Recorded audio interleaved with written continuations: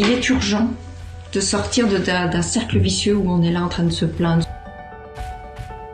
La troisième étape, ça va être de co-créer, d'accord ? Co-créer avec ce qui vient. Alors évidemment, vous allez me dire, quand on face à un décès, ça va être compliqué de co-créer. Il faut voir. Évidemment, ça va pas être instantané sur le moment, vous n'allez pas pouvoir co-créer. Mais je vais prendre mon expérience personnelle. Vous savez, quand ma femme est décédée, je dis toujours que j'avais deux choix. Soit je me lamentais sur mon sort, je me renfermais, je me recroquevillais et c'était la fin du monde et que c'était le monde le responsable de mon malheur. Soit je décidais qu'il fallait continuer et je choisissais d'avancer, de construire, etc. Alors évidemment, ça c'est la décision, elle se prend en un quart de seconde. Après, la mise en application, elle est plus longue. Et c'est justement, finalement, en faisant preuve de discernement et d'utiliser la terre en tirant un apprentissage, c'est qu'est-ce que m'apprend cette situation ? M'apprend qu'à un moment donné, tout peut s'arrêter dans la vie, par exemple, et qu'il faut prendre le moment présent, le vivre à fond, intensément, chaque fois qu'on a l'occasion, parce que ça peut s'arrêter rapidement. Enfin voilà, il y a plein d'apprentissages. Ça, c'est la terre. Et qu'est-ce que je peux créer avec ça ?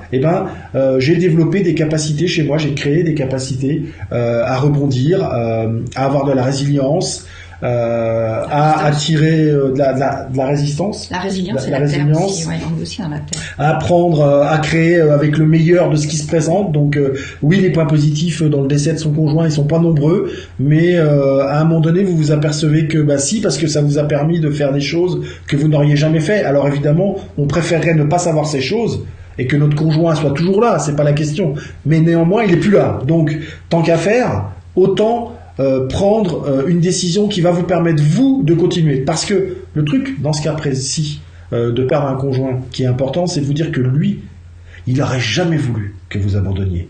Il n'aurait jamais voulu que vous restiez dans cette marasme dans lequel vous restez. Inertie. Il n'aurait jamais voulu ça pour vous. En tout cas, si vous aimez vraiment, il n'aurait jamais voulu ça pour vous. Il aurait voulu, s'il pouvait écrire à l'avance tout ce que vous devriez faire après qu'il soit plus là, il écrirait sûrement plein de choses que vous imaginez même pas et qui seraient magnifiques. Donc, ce serait quoi co-créer comme l'élément qui nous aide à co-créer ? Ouais, le principal, ça va être le bois, parce qu'on est dans la créativité. Et puis, on se met en action. En fait, il y a une mobilisation de quelque chose vers l'avant. Mais j'ai envie de dire que dans la co-création dont tu parles là, il y a aussi quelque chose où parfois on va retourner dans l'eau pour aller voir nos profondeurs et aller voir à l'intérieur qu'est-ce qui est pour faire germer, enfin pas germer justement, prendre les racines à l'intérieur, ce qui doit sortir de nouveau, laisser mourir l'ancien pour aller renaître après au suivant. Le bois évidemment. Dans la co-création, on va avoir aussi le feu, parce que le feu va nous aider, et justement aussi, si on n'a pas ce feu qui nous anime, il faut trouver justement cette petite chose qui va nous réchauffer à l'intérieur et qui va faire que on a envie d'avancer. Voilà, de toute façon, à chaque fois, dites-vous bien qu'il y a toujours chacun des éléments qui intervient à un niveau différent. Il y en a qui peuvent être plus importants dans certaines phases, mais tous les autres, évidemment, sont dedans, ça en fait partie systématiquement. Grosse partie, hein. Et vous savez, je vais finir sur ce point. Je sais pas si ma belle-mère écoutera ce live. Je sais que des fois elle nous suit, mais en tout cas, ma femme, j'ai bonheur à croire qu'elle a été sur mon chemin pour me mettre sur le chemin d'où je suis aujourd'hui et pour me permettre de développer cette capacité. Je crois qu'on a tous un rôle plus grand que ce qu'on pense dans notre rôle sur Terre, un truc qui nous dépasse et qu'on sait que finalement, qu'on ne pourrait savoir que si on pouvait le voir après, peut-être qu'on le voit, je n'en sais rien, là-dessus je m'avance pas. Mais voilà, je me dis que je ne serais pas là où je suis et qui je suis aujourd'hui si j'avais pas vécu cette expérience-là. Et pour cela, je le remercie. Et c'est d'ailleurs pour ça que, parce qu'on a ce rôle-là, quand on est venu, après, vous y croyez pas, mais voilà, on n'a pas de temps à perdre, en fait. On n'a pas de temps à perdre. Donc, il est urgent de sortir d'un cercle vicieux où on est là en train de se plaindre, de s'auto-plaindre, de ressasser, de ruminer, voilà. Et donc de passer au point suivant. Et donc de passer au point suivant et d'avancer. Enfin, en fait, le point suivant, c'est de croire au process. Parce qu'une fois qu'on a mis tout ça en place, qu'on a accueilli, qu'on a dédramatisé, ok, qu'est-ce que je peux faire, blablabla, je co-crée.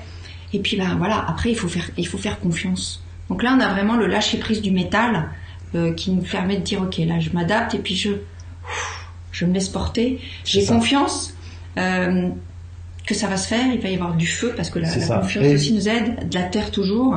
Et au-delà de la conscience que ça va se faire, c'est de croire que vous avez fait ce qu'il fallait. Voilà. Une fois, je m'adresse en direct aux perfectionnistes qui nous regardent et je vous dis, une fois que vous avez fait ce qu'il fallait faire, faites confiance à ce que vous avez fait. Faites-vous confiance. En gros, on est pile poil dans se choisir.